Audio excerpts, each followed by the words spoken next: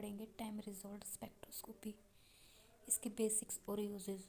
What is TRS?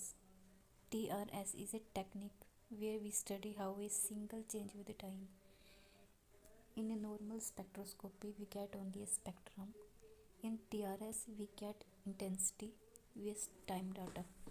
TRS क्या होगा? एक टेक्निक है जिसमें हम क्या करेंगे, सिग्नल जब चेंज होगा टाइम के साथ, सिग्नल जब चेंज होगा टाइम के साथ उसको स्टडी करेंगे।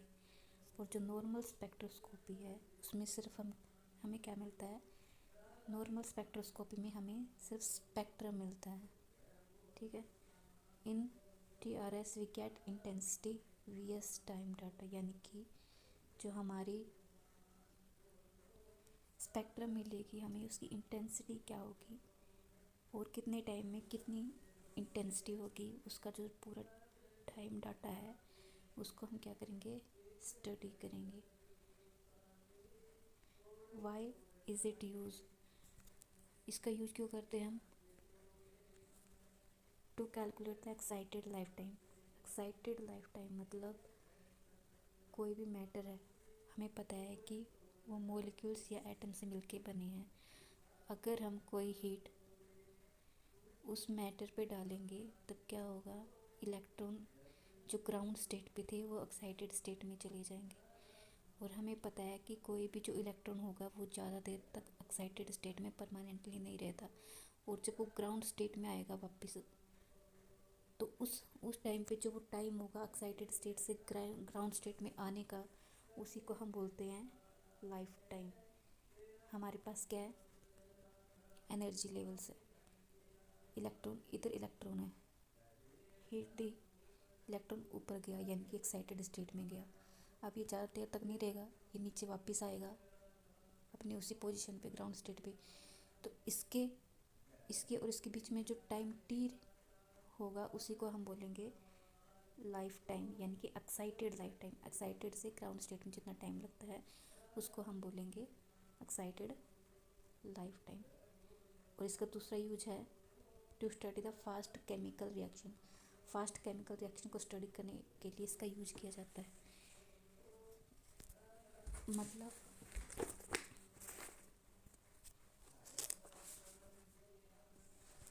कुछ जो रिएक्शंस होती है वो बहुत ही कम टाइम में हो जाती है, बहुत फास्ट हो जाती है, जो क्या होगा नॉर्मल इंस्ट्रूमेंट से मेज़र नहीं की जा सकती। और TRS क्या करता है, उसको भी अच्छे से दिखा देता है, उसका टाइम भी डिफाइन कर सकता है कि ये रिएक्शन कितने टाइम में हुई है। जैसे हमारा जो कैमरा नहीं होता, स्लो मोशन कैमरा होता है, वैसे ही वो रिएक्शन को, फास्ट रिएक्शन को भी स्लो मोशन कैमरे की तरह शो कर सकता है इसमें, केमिकल रिएक्शंस में। तो जो TRS है वो इसमें यूज होगा, केमिकल रिएक्शंस में भी अच्छे से यूज होगा। और नेक्स्ट है to observe the fluorescence decay. अब देखो फ्लोरेसेंस डीके होता है क्या है, हमारी जो एनर्जी लेवल है उसमें जो इलेक्ट्रॉन होंगे, हम एनर्जी देंगे, एक्साइटेड स्टेट पे जाएगा इलेक्ट्रॉन, और एक्साइटेड स्टेट में परमानेंट नहीं रहता, वो वापस नीचे आएगा तो क्या करेगा, कुछ एनर्जी इमिट करेगा। और इस जो एनर्जी इमिट हुई है उसी को हम बोलते हैं फ्लोरोसेंस। और फ्लोरोसेंस डीके किसे कहते हैं, फ्लोरोसेंस डीके यानी कि हमने जो लेजर पल्सेस दिए थे या फिर लाइट दी थी हमने इलेक्ट्रॉन को, वो एक्साइटेड स्टेट पे गया। अब कुछ पल्सेस ही दिए थे हमने, कंटिन्यूस तो दिए नहीं, तो जो लाइट इमिट हुई है उसकी जो इंटेंसिटी है वो कांस्टेंट नहीं रहती। ठीक है, पहले तेज तेज तेज तेज, पहले इंटेंसिटी हाई रहती है, बाद में इंटेंसिटी क्या हो जाती है, लो हो जाती है। तो उसको जो हाई इंटेंसिटी से लो इंटेंसिटी है उसी को डीके बोलते हैं। यानी कि एक्साइटेड स्टेट से इलेक्ट्रॉन जब ग्राउंड स्टेट में आएगा और जो फ्लोरोसेंस यानी कि लाइट इमिट होगी, उसको फ्लोरोसेंस बोलते हैं। और लाइट जो इमिट है उसकी जो इंटेंसिटी है वो कम होगी यानी कि डीके होगी, उसको बोलेंगे फ्लोरोसेंस डीके। ठीक है।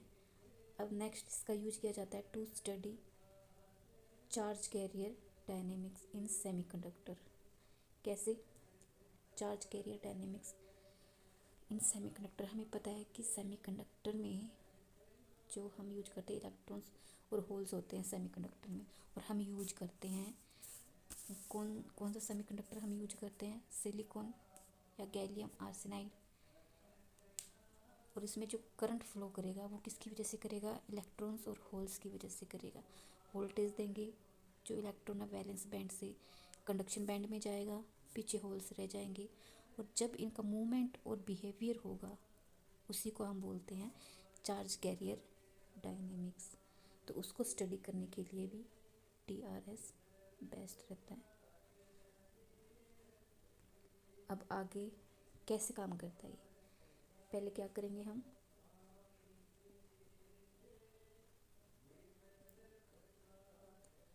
लेज़र पल्सेस देंगे। लेज़र पल्सेस का यूज करके सैंपल्स को क्या करेंगे? एक्साइटेड करेंगे। और फिर आगे क्या होगा? Then we measure how the emission और अब्जॉर्प्शन चेंज विद टाइम। जो सैंपल्स की जो इमिशन होगी और अब्जॉर्प्शन होगी वो कितनी चेंज होगी टाइम के साथ, वो हम मेजर करेंगे। और फिर हम क्या करेंगे? जो टी के कर्व हमें मिलेगा उसको देखेंगे। डी के कर्व मैंने बताया था ना,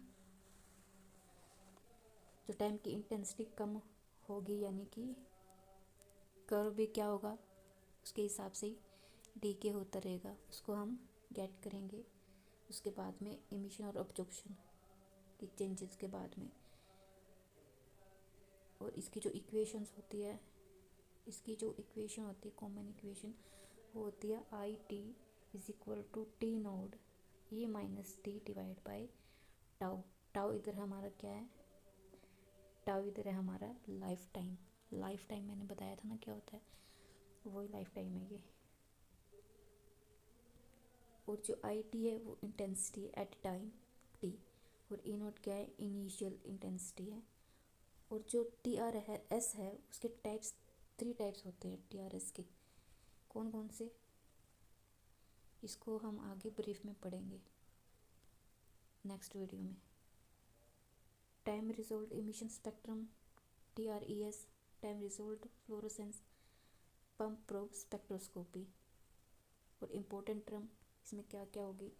हमने किस की बात करी है? एक्साइटेड स्टेट की बात की है, लाइफ टाइम की बात की है, डी के कर्व की बात की है, डिटेक्टर की बात की है, और जो स्टिक कैमरा है उसको भी हम ब्रीफ में पढ़ेंगे आने वाली वीडियो। TRS के ये बेसिक्स हैं जो इस टॉपिक को कवर करने के लिए हमें काम आएंगे आगे, क्योंकि ये ज़्यादातर 7 नंबर में, कभी कभी 10 नंबर में भी आ जाता है ये एग्ज़ाम में। MSc का टॉपिक है ये, TRS स्पेक्ट्रोस्कोपी का टॉपिक है MSc फिज़िक्स का, जो यूनिवर्सिटी में पूछे जाते हैं। बेसिक लगभग कोई नहीं बताता, और जिसकी वजह से कंफ्यूज हो जाते हैं कि इसमें है क्या बेसिक चीज़ें। तो इस वीडियो में मैंने सिर्फ बेसिक बताई है, जो ब्रीफ में है वो आगे डिस्कस करेंगे। आज के लिए बस इतना।